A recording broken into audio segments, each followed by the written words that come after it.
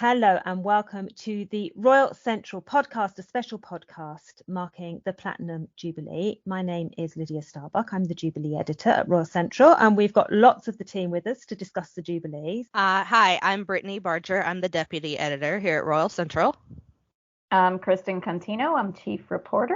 I'm Jess, senior royal reporter. And I'm Jessica Storoschuk, one of the reporters.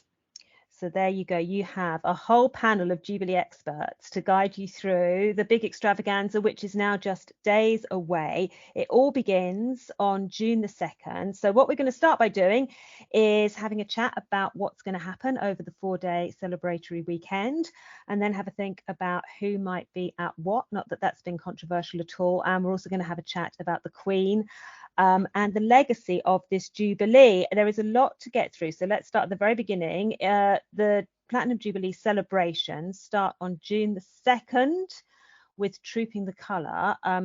As we're recording, the Colonel's Review has just taken place of Trooping the Colour, the final rehearsal. So they need to be ready because all eyes turn to London at 10 o'clock on June the 2nd. Kristin, you're going to be there. What are you expecting on June the 2nd? Well, I'm expecting a lot of people, first of all. Yes, it will be a lot. I'm expecting just a really jubilant, if you will, atmosphere, and people really excited to, this is the first really big royal event like this that we've had since the pandemic, that, all these thousands of crowds can gather together. So I think that will be really nice for everybody to be back. Yeah, it's just, I've been talking to a lot of people who are going, and so many people from America, which I'm not surprised, but I was a little bit surprised how many people from overseas are actually coming over for the Jubilee. So I think there's going to be quite a lot of international tourists that are coming out too, which I think is, really great. Yeah, it's going to be very, very busy. It's strange because the Platinum Jubilee weekend that we're about to hit was announced almost exactly a year ago on June the 2nd, 2021. And at that point, everyone was thinking, are they being a little premature? Because we were still kind of in the depths of the pandemic. We'd got rid of the restrictions to some extent, but everyone was expecting something else to happen. And then we got Omicron. And it's really only the last few months we've been certain that the events are going to go ahead, and they're going to kind of be participatory events. So Trooping the Colour is the first one, and Prince William's done the Colonel's Review today. He's Colonel of the Irish Guards, who will be trooping their colour, and it's a big set piece event, isn't it? It's going to be pretty spectacular. Yeah, I mean, I think that is for sure, the biggest event of the weekend that people think of when they think of the Jubilee. They think of the carriage procession and the balcony and the fly past, and that's going to be such, wonderful photo opportunities and videos that, people who can't go can see. And, that's really going to be that moment of being on the balcony and then watching the fly past and, the Cambridge children and everybody together, that I think a lot of people are really looking forward to. And then we get to a really historic moment, and Jessica is our absolute royal history expert here. In the evening, although it's not necessarily an event that people really get excited about, we light the beacons, and that kind of goes back all the way through British royal history, English royal history, but with Jubilees, especially to Queen Victoria. Yes, so we saw the first beacons lit for a Jubilee for Queen Victoria's Golden Jubilee. 1887, all those years ago. Yes, so her 50 years. And one thing that stands out to me as an historian is Jubilees actually change. We do see trooping, and there's usually a service of Thanksgiving. But other than that, we see different things happen each time. There's no set kind of recipe for Jubilees. They change throughout. But the lighting of the beacons is one that stays pretty standard, and we've seen it, I believe, at all. And especially with Queen Elizabeth II's Jubilees, it has expanded out throughout the Commonwealth. I believe the beacon arrived in Canada. One of the beacons arrived in Canada last week. But yes, it's one element that ties throughout and kind of ties throughout the Commonwealth now. It does, yeah, because I think it's something like 3,000 beacons have been registered, and that's like not counting all the people that haven't bothered to register it. Yes, it is. And I think it's an easy way for people to get involved. And like you say, you can do it and actually register. But there are also, I have seen people saying that they're doing it, but they forgot to register. So I think it's going to be very interesting and very cool sight for anyone in the UK to see. So I'll be looking out for pictures from that. Yeah, because we get the beacon lit on June the 2nd at 9:45 on the Mall, the Tree of Trees, which kind of ties in with the Queen's Green Canopy, and that's the signal for the beacons to be lit all around the UK and all around the Commonwealth. And then we get a few hours sleep, and then Jess, we're all off to St Paul's Cathedral, either literally or metaphorically, for as Jessica just alluded to, the other thing that's always part of a Jubilee, that service of Thanksgiving. Yes, so it'll be a big service at St. Paul's Cathedral. It's happened, I think, every Jubilee that the Queen has celebrated. There's been a service of Thanksgiving at St. Paul's. So this will be, I think, one of the events for the entire royal family, like the wider. They won't make the distinction between working royals and non-working royals. It will be everybody in the royal family there to celebrate the Queen, which is a nice touch.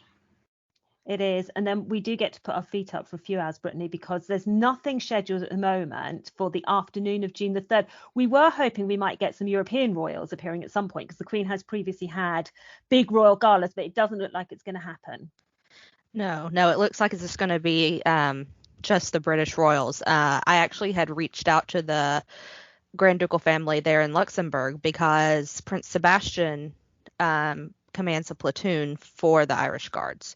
So there was a possibility that he might actually be participating in the Jubilee with the trooping of the color. But unfortunately, he will not be taking part. But we thought, there could be a chance we'd have a foreign royal taking place and kind of saluting the Queen and everything. And of course, if he had been participating, the Grand Duke and Grand Duchess, I think, would have been making an appearance as well. So, and it might be better that he's not, because just having Luxembourg there, but not having Belgium and Spain and Sweden and Norway and all that might seem a bit unfair. So it seems to be they're just sticking just to the British royal family for this Jubilee. Unlike the Queen of Denmark's Jubilee a few years ago.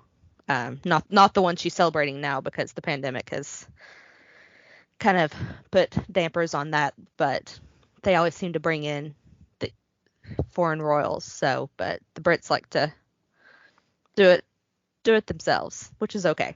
Yeah, and we're packing plenty in. Now, everyone listening, you need to put your feet up and get a cup of tea, because we're about to go on to the third day of the Jubilee celebration, which is June the 4th. We're going to Epsom. Kristin has a hat. This is going to be a very, very long segment. Go on, Kristin. Tell us all about the derby and the hat. Oh, yes. I will be running from St. Paul's almost literally to the hat shop on Friday, so I can pick up my hat from the hat hire. But yes, I will be there. Our editor-in-chief, Charlie Proctor, will be there at Epsom, and I'm very much looking forward to this event, mostly for the hat, but also I think it's just really exciting to have, one of these. I've never been to Ascot yet, so it's very exciting to have, one of these big fancy races during the Jubilee, and there's going to be, quite a lot of tributes to the Queen there as well. Some of her former jockeys will be there, and that's going to be a really nice display. And unfortunately, her horse, which we have all had to hear about on our group chat, all about her horses, but they've been forced to withdraw, the three, who really were in contention to win this year, which is, really disappointing, because this is something that has eluded her. This title has eluded her all these years, and people were really excited this year that, the Queen might finally win, and that doesn't look like that will be happening. But we're all hoping she will attend anyway, and this is an event she, very much looks forward to every year. So I think that she will make every effort to be there, but we just don't know right now. I mean, it's really day by day of, what she'll attend. And I think that depends on how she's feeling too. But, this is a really important one for her. So I would hope that she wouldn't miss it. But yeah, it'll be really nice. And we don't know who's going to be there. It's one of those things that I think the day of we'll find out who's showing up. But I think Princess Anne certainly will, because, she loves the horse race. And you'll be there with your hat. And me with my hat. So with the we'll be March waiting. Doctor hat. We'll be waiting on plenty of pictures of this hat. Oh, Yes. It's a highlight of the Derby for me.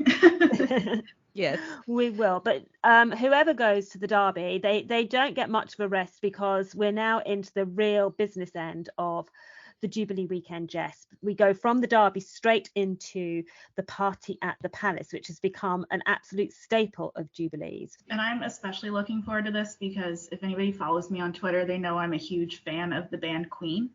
And Queen and Adam Lambert are actually opening the Platinum Jubilee, like the Platinum Party at the Palace. And they announced, I think it was last week, they announced all of the musical lineups. And there's going to be like a great mix of people from Elton John, Diana Ross, people you'd expect, to new singers. It's going to be a big Platinum Party at the Palace, right out in front of the Buckingham Palace, with televised all over BBC. So I'm very excited for that one. Yeah, and they've already built this massive stage all around the Victoria Memorial. I mean, they started about a month ago. They were putting the scaffolding up. It's been a huge job to get it all ready, but it's going to be the focal point of day 3. And then, Brittany, we move into day 4, and it just gets even busier. We are all going to be absolutely exhausted by the end of this final day, because we've got the big Jubilee lunch going on all across the UK, but it's a patronage of Camilla's, and it's going to give her quite a big role in this final part of the Jubilee, because it's the street party. It's what us Brits really associate with the Jubilee. It's what we turn up for. Yes, we'll be having that then, and I think this has a really strong family tie now to the Queen, and with the Duchess of Cornwall being patron and everything, I think this puts her. People may not like this, but it puts her at the forefront because she is eventually going to be Queen.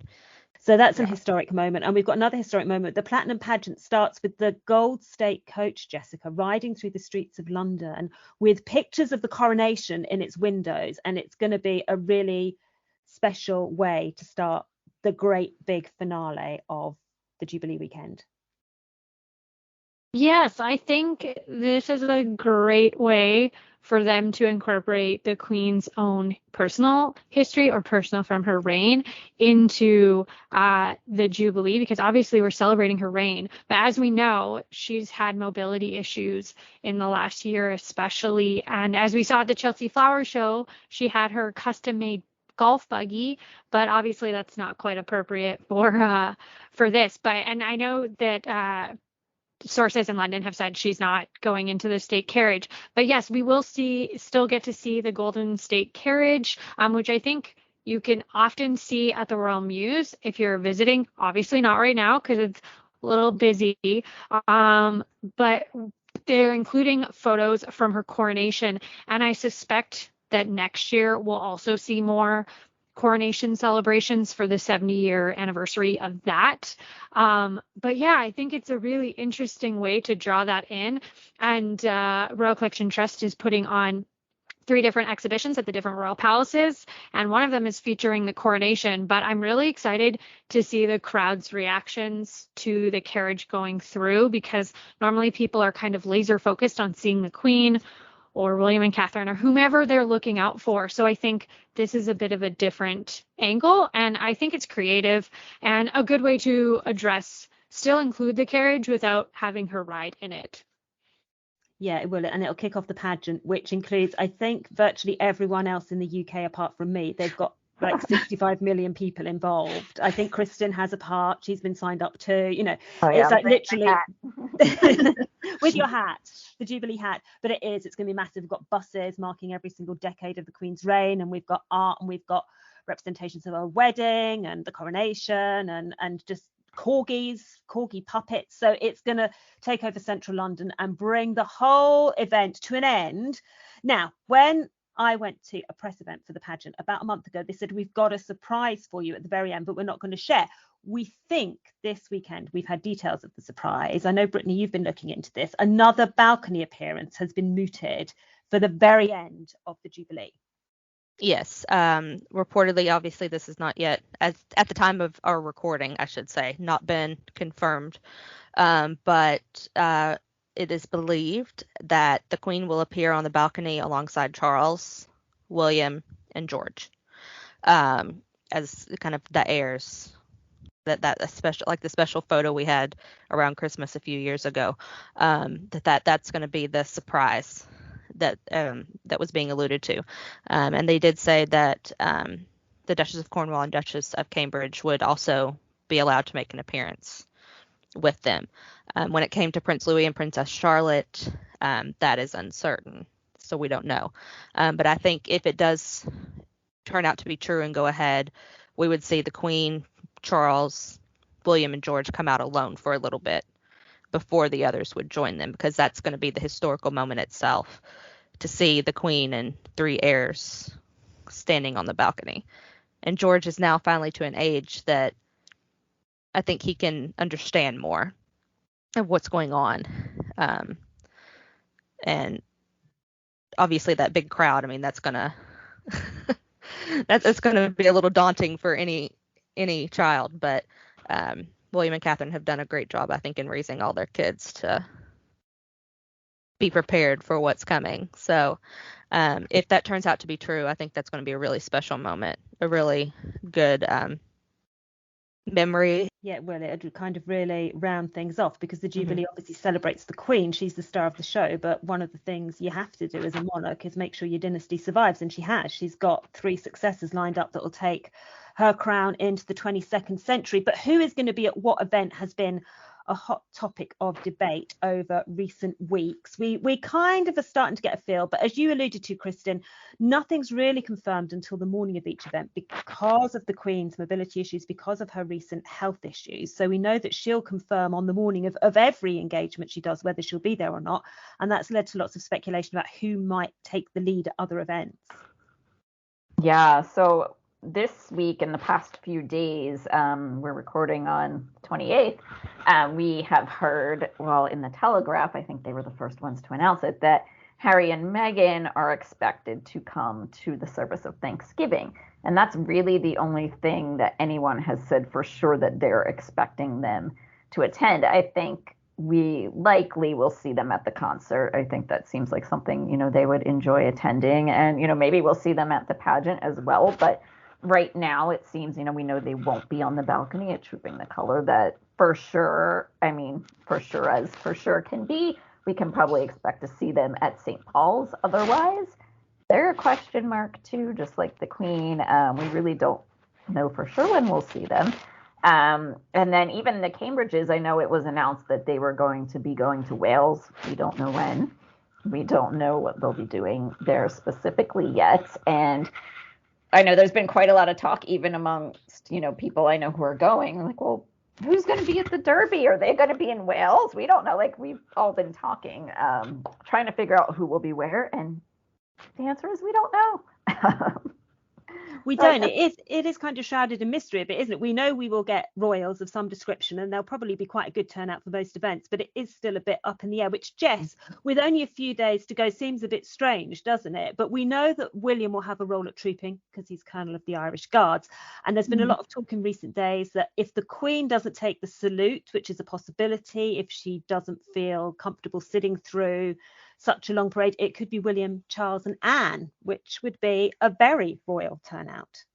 Yes, it would be the first time in the Queen's long reign that she hasn't taken the salute at Trooping the Color, and they're talking instead. It hasn't been confirmed that if she cannot travel to the Horse Guards, that Prince Charles, Prince William and Princess Anne will step up to receive the salute on her behalf.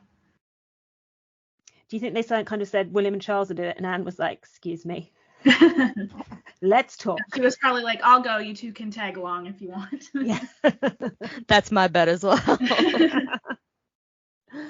So yeah, William and Charles and Anne will have a major role at Trooping the Colour. Someone, Jessica, that's had a major role at Trooping the Colour the last few years is the Duke of Kent, and we do get to see him on the balcony, which is kind of a really nice nod to the recent history of the House of Windsor, because that balcony lineup is going to be focused on the people that have kind of played out the story of the Elizabethan House of Windsor. Yes, I personally, so I'll be watching from here in Canada also, and I'm very excited to see the Duke of Kent and the Gloucesters as well. The Duke of Kent, he just released his memoirs. They're based on conversation. Fascinating. If you haven't read it, I'd recommend it. But he has been a stalwart for the Queen throughout much of her reign, especially in the last 20 to 30 years when the House of Windsor has gone through many ups and downs. The Duke of Kent and the Duke of Gloucester and the Duchess have plugged along and done countless engagements and supported her in so many ways at an age when most of us are retiring, which is kind of the crazy thing. So I think I personally was a little, not worried, that's a bit strong, but a little worried that it would be just the Queen, Charles and William, and possibly George at trooping, because I know they are trying to project the image of the future of the monarchy. But I'm really happy to see that the other working members of the royal family are kind of getting their nod, because I'm still always blown away. The Kents and the Gloucesters are out and about in the UK so much, but so many people, even in the UK, don't know who they are or all the work they do. So I'm hopeful that their balcony appearance will spur a little bit more interest in them, and they'll get a bit more recognition for all of their work that they've done, because they have been there throughout her reign. And for the most part, haven't really caused any quote unquote issues or had any large kerfuffles. They've just kept their heads down and worked. And I think it's unfortunate that they haven't gotten more attention. Yeah, and they will get their moment in the spotlight, because this is going to be the big moment, isn't it? The balcony appearances are the ones that everybody focuses on, and they become the pictures for the history books of the future. It's the image that kind of lingers. And I have to say, looking back at the Diamond Jubilee, I was a bit disappointed when I know Philip was poorly, but then they decided to just have Charles, Camilla, William, Kate and Harry. It just looked a bit lean. You need to fill that balcony out. It looks kind of not sad, but it does look a little bit sad when they go with the slim down, because it's quite a large balcony. And I think it does kind of shortchange all the other people doing work. And like in our own jobs, everyone's always like, I worked on that project too, but only one person's getting the nod. So I am glad to see that they didn't take that tactic this time, and that they kind of are steering away. But contentious as it is, because I know people have already kind of raised questions about it, but I think it was the right decision. Yeah, and it was made quite a way in advance. It's like kind of the one lineup that we know, and we've known it for several weeks. Buckingham Palace was quite firm. The press release came out. This is what the Queen wants. That's the end of the debate. It's not the end of the debate, because there's something mentioned about it nearly every single day. But looking ahead to the rest of the weekend, Brittany, we've got the party at the palace and the pageant at the palace and the derby with the hat worn by Kristin Contino, but other events taking place around it. But these slightly more relaxed events, the party and the pageant, is probably where we're going to see the wider royal family, because they're more family events, aren't they, rather than these kind of official events that need official peopling. Yes. Like we were saying with trooping and everything, that's more of the official event. But when you get events like this, that is it's made to be more of a family event, so everyone can kind of attend and get along. I should throw in there. Pretend to get along. Put on an act. Everybody just, yeah. But these type of events are meant for everybody. Everybody comes, everybody enjoys, just have fun. That's what these events are kind of like.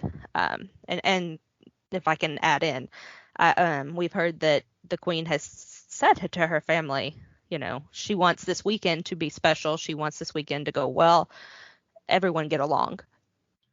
She doesn't want any drama, and you can't blame her. I mean, this is a massive celebration. It's not been done before. So, it's about her, and the entire family should be focused on this wonderful 96-year-old woman that has gone through so much, and celebrating her and all she's accomplished in her legacy. Yeah. The one thing that I was talking the other day to a friend about, we were reflecting on that that 2020 Commonwealth service. And I said, I really hope that everybody can pull it together for this because, like you were saying, pretend to get along. I think we've all been to a family wedding or some kind of event where you have to see people you don't really get along with that well, and you smile and say hello, and that's kind of the end of it. And I think hopefully everybody can put on a brave face for this and, give the pictures that everybody wants and make this focused on the Queen because, like you said, it's about her, but I think in the media especially, people make it about other relationships or drama. Everybody's going to be watching how does Harry interact with his brother or his father, and there's going to be the lip readers, rolled out and all of that. And like you said, this should be focused on the Queen, but we all know that at least for some events, it to a degree won't be because of some, dynamics. And we're just hoping that it all goes well. Yeah, and I think that's why it was so sensible for Buckingham Palace to stick that press release out a few weeks ago and say this is the balcony lineup, because it did shut down debate to a certain extent. There are still people going, but if he's allowed on there, why isn't he allowed? We've had all of that, but it was taking control of that big lasting image. And as you say, this is about the Queen. The only person that needs to be on the balcony is the Queen. We're all going to feel disappointed if she's not there for whatever reason. Of course, we'll still celebrate and enjoy the Jubilee, but at the end of the day, the one person you really want to see at the Platinum Jubilee is the Queen. And I agree, you don't want any of the events to be taken over by a debate about, well, she looked at her this way and she looked at her the other way. You just want the focus to be on the Queen. Now, the bunting is up in the street outside at the moment. There's bunting and flags and posters all over the place. I've got so much bunting to put up. I don't know if I'll get it up in time for the beginning of the Jubilee. But what's the reaction been like outside of the UK? Because obviously here we just kind of got used to Jubilees. We've done 3 in the last 20 years. We just do Jubilees. What's the response been like as we approach this big celebration? I mean, in America, I can say most people don't even know that it's happening. Like when I've mentioned I was going over to London for work, people are like, oh, why? Like, what for? And then I have to explain what a Jubilee is. So people, unless you're obviously like an avid royal fan, I don't think really anyone knows what's going on. Exactly. Yeah. I have a cousin that's a fan of the royals, so she knows. And then, of course, I work with a lady who her parents are British, so she was raised in Malawi, but she's British, so she knows. The main person you're going to meet on the streets is going to look at you like you're crazy if you mention the Jubilee around here. It's not been covered really in the news or anything. And I'm sure it will, like, obviously the events, there's going to be things on the news or pictures or, news clips, but leading up to it, it is, yeah, you have to explain what it is, essentially. Yeah. Now, when they had the Jubilee before, in 2012, they did show the river pageant on the news live. But I don't know what they'll do I now. haven't heard anything. Because I had, some of my Instagram followers have been messaging me and saying, can I watch Trooping the Color? Where can I, is it aired on TV here? And I don't think so. I mean, I haven't heard anything anyway. But slightly different in Canada, I would guess, for the Jubilee for the Queen of Canada, because it's her 70th anniversary as Queen of Canada as well. Well, I know I just got the email from CBC. We do have the events airing on CBC, although I'm in the middle of Canada and it starts at 4 a.m. every day. So debatable if I'm getting up every day at 4 a.m., but it is on, it's being aired. I suspect it'll probably be re-aired throughout the day. And there's the BBC documentary coming out, and I saw we have the CBC here has done a Canadian documentary on the Queen. But in terms of actual events, I'm in Winnipeg here, and I don't think we have any events happening. We had some for previous, but yeah, Jess, is there anything out east? No, there's nothing here in Halifax. There is in Pugwash, which is about an hour away from where I am, but it's more like it's a combined thing with the Gathering of the Clans. So it's not just for the Platinum Jubilee, but in Nova Scotia too, where the Lieutenant Governor is offering out a Platinum Jubilee medal. And I know that not all provinces are doing it. Like there's been no nationwide Jubilee medal like there has been in the past. So provinces have been taking it upon their own initiative to recognize people. Manitoba is one of the, I believe there's 4 provinces doing it now. I do think that Charles and Camilla's visit that they just had was probably more successful than the Caribbean tour that we saw, or Caribbean tours, I should say, because they did address the issue of residential schools, and I think they did it well, as well as other issues. So I think the tour went well, but we're still seeing a lot of questions of, does the monarchy have a place in Canada? What does that future look like? And just COVID is still very much a thing here. And I believe there's a provincial election in Ontario, which is our biggest province. So there's just a lot happening in Canada. So I think it's unfortunately taken a bit of a backseat this year. What about in Quebec? Yeah, I would agree. Because Quebec is, known to be more anti-monarchy than anywhere else in Canada. I haven't really heard anything. I have a feeling it'll probably just be we refuse to celebrate or acknowledge this. That would be my guess. I also haven't heard anything. I haven't heard any anger about it, just silence. Well, silence may be preferred. And Charles and Camilla did not go to Quebec on their tour. So they also weren't involved in that. So for Canada to get rid of the monarchy, though, all 7 out of 10 provinces need to agree. So I don't know that we're going to see action anytime soon, but I think it's unfortunate. As a royal watcher in Canada, it is kind of sad because I'm watching all my friends in the UK get very excited and hang their bunting and plan their lunch. And I'm like, oh, I'll have my own here. But yeah, it's really interesting to watch here. And it's kind of province by province, individual by individual. And I don't know if we're going to see anything. I've seen some people say we might have things later on in the year, but we don't tend to see anything past the UK celebrations. So we'll see. Yeah, it's interesting. Yes, we've already got cake in this house. We already have bunting. We already have celebratory biscuits. It is. And yesterday was my son's school Jubilee picnic, and the school next door also did a big Jubilee event. So we're kind of getting into the Jubilee swing of things. It's interesting. It's a slightly different feel this time around in the UK from last time, because in 2012, the monarchy was probably at one of the most popular points of Elizabeth II's reign. I mean, it was sky high, and the Diamond Jubilee was an easy sell. Everyone loved the royals at that point. We just had William and Kate's wedding. Everyone wanted to know if they were having a baby. It was constant, what's Kate wearing? The royals were everywhere, and we had the Olympics immediately after the Diamond Jubilee. So it was kind of, London was the place everyone wanted to be. This time round, it feels a bit more reflective, I suppose, because back in 2012, we kind of expected we'd get a Jubilee because we presumed the Queen would live as long as her mother. So of course we'd get to the 70th anniversary. But the loss of Prince Philip and then the Queen's own health issues, it's made it a bit more contemplative. And I think the theme that comes through here in the UK is one of people wanting to say thank you to her. It's not just a great big party this time round. It's a reflection on everything that she has done and achieved in her 70-year reign. And I think that will probably be one of the legacies of this, because as we've all mentioned, the Queen's the star of the show. This is about celebrating the Queen, but moving forward, it adds another chapter to her historic reign. And it does feel like this is a moment where everyone's just going to say thank you and celebrate what she's achieved.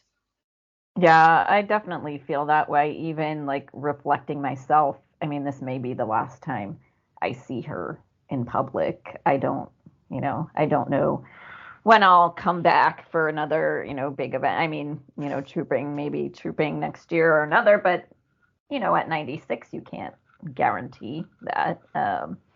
So yeah, it does feel kind of like the end of an era in a way, which is sad. It's probably from what we do for Royal Central, but I tend to pay attention to Royal Chatter and just if people say anything, kind of listening. And I've seen a lot of just from around the world, people commenting on how they think this might be ushering in a slow end to the monarchy or bigger changes. So I'm interested to see kind of what we encounter over the next year too, because I personally don't think much will change unless her health changes. I think Charles will keep doing more things and she will go to the things that she can and she wants to. But it's definitely been a different vibe this time around. And I think there's also more of a community feel this time, like with the Queen's green canopy. I've seen more things for the lunches and everything. So that's really nice to see more of that community aspect and bringing more people in to that aspect. That I don't know if it feels different there, but it definitely feels different from Canada. Yeah, it's. I mean, we love a street party, so they're calling street parties lunches now. It's a street party. That's what it is. Everyone's to. It's not quite 77 where we were chucking the tables and chairs through the windows, sometimes opening the windows beforehand. But it is, this kind of communal feasting. That's, if you say to a lot of people in the UK Jubilee, like you say street party, it's we think of our stomachs first, but it's obviously a celebration of the Queen. But I think there just seems to be this kind of feel. Yeah, I suppose it is, and we're used to doing Jubilees as well. We've done 4 in 45 years. There's only ever been 8 in the history of Britain, and we've done half of them in the last half a century, which is kind of greedy. And we're probably not going to do another one for a long time, because, like, no harm to Charles, but he's probably not getting one. So it's going to be William next time round. So, like you say, this is interesting because it's putting a focus on the future of the monarchy as well. Yeah. When do you get your first Jubilee? Like, how many years is that? 25? 25. Yeah, that's what I thought. Okay. Yeah, Charles, it's not happening. Unless, I mean, I've seen some people posit, though, that there might be a 10-year. If he makes it, there might be like a 10-year. If he makes it any length of time, he needs it. He needs a Jubilee. Like literally 18 months, and we'll hang out the buns. We'll just do it.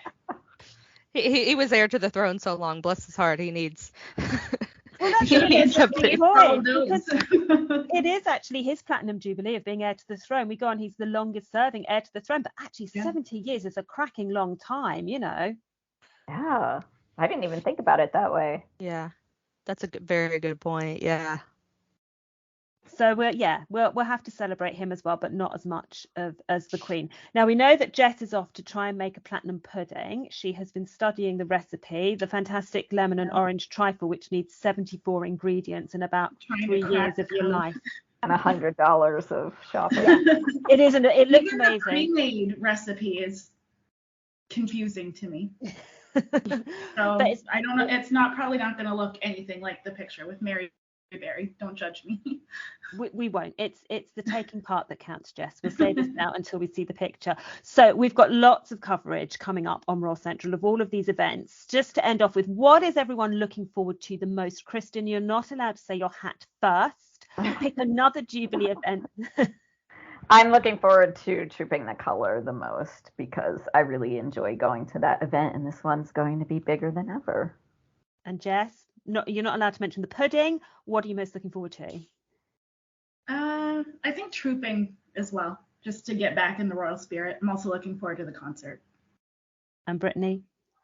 I was going to say Trooping, but to change it up a little bit, I'm going to say the party at the palace. And Jessica, what about you? I'll be very different, and I'll say the service, because we get to see everyone and there's more of the historic tradition there. Something for everybody. It will be a great event to look forward to, and we will have so much coverage on Royal Central, on the social media in particular. Brittani, that's something we're really focusing on this time, isn't it? Instagram and Twitter. Yes, we'll definitely be focusing on Instagram, Twitter, putting things also on Facebook. So keep your eye out on all 3 at Royal Central, and Instagram is royal.central. Got lots and lots to cover in the days ahead. It all kicks off on June the 2nd, which is, as we speak, just 5 days away. It will fly in, and then we've got 4 days of extravaganza to enjoy, and I expect we'll be back with another podcast to talk about how it went. But for now, we will say thank you very much for listening, and bye-bye. Thank you. Bye-bye.